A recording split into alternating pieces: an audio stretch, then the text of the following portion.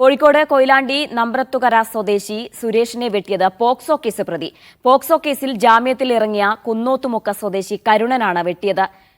ദൃശ്യ തന്നെയാണ് വിവരങ്ങൾ നൽകുന്നത്. ദൃശ്യ, ഇയാളെ എവിടെ നിന്നാണ് പോലീസ് പിടികൂടിയത്? പരിക്കേറ്റ ആളുടെ ആരോഗ്യനില എങ്ങനെയാണ്? ജീന, സമീപ പ്രദേശത്ത് നടത്തിയ തിരച്ചിൽ തന്നെയാണ് ഈ കരുണനെയും പിടികൂടിയത്. പരിക്കേറ്റ ആളുടെ സ്ഥിതി ഇപ്പോഴും ഗുരുതരാവസ്ഥയിൽ തന്നെ തുടരുകയാണ്. ആളുടെ ശസ്ത്രക്രിയ കഴിഞ്ഞിരുന്നു, ഇപ്പോഴും അബോധാവസ്ഥയിൽ തന്നെയാണ്.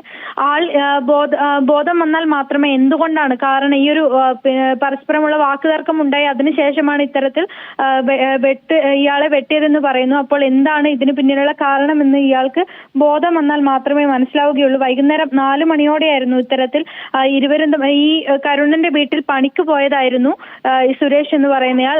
അവിടെ വെച്ച് ഇരുവരും തമ്മിൽ വാക്കുതർക്കമുണ്ടായി. അതിനുശേഷമാണ് ഇത്തരത്തിൽ കരുണൻ ഈ സുരേഷിനെ വെട്ടിയത്. ഈ കരുണന്റെ പേരിൽ മുൻപും ഒരുപാട് കേസുകൾ ഉണ്ടായിരുന്നു. കഴിഞ്ഞ ആഴ്ചയാണ് ഇയാൾ പോക്സോ കേസിൽ ജയിലിലായ ഇയാൾ പുറത്തിറങ്ങിയത്. കഴിഞ്ഞ ആഴ്ചയാണ്.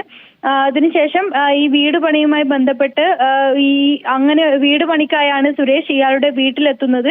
ഇവർ ഒരു നാട്ടുകാരാണ്. ഏകദേശം ഒരു കിലോമീറ്റർ ദൂരത്തിലാണ് ഇരുവരും താമസിക്കുന്നത്. സുഹൃത്തുക്കളാണ്.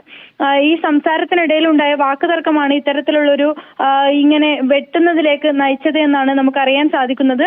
പോലീസ് അന്വേഷണം പുരോഗമിക്കുകയാണ്. ഇന്ന് സന്ധ്യയോടെ തന്നെ കരുണനെ പ്രദേശത്ത് നിന്ന് തന്നെ പോലീസ് പിടിച്ചിരുന്നു. ജീന. ശരി, ദൃശ്യ പുതിയിടത്താണ് വിശദാംശങ്ങൾ നൽകിയത് കോഴിക്കോട് നിന്നും.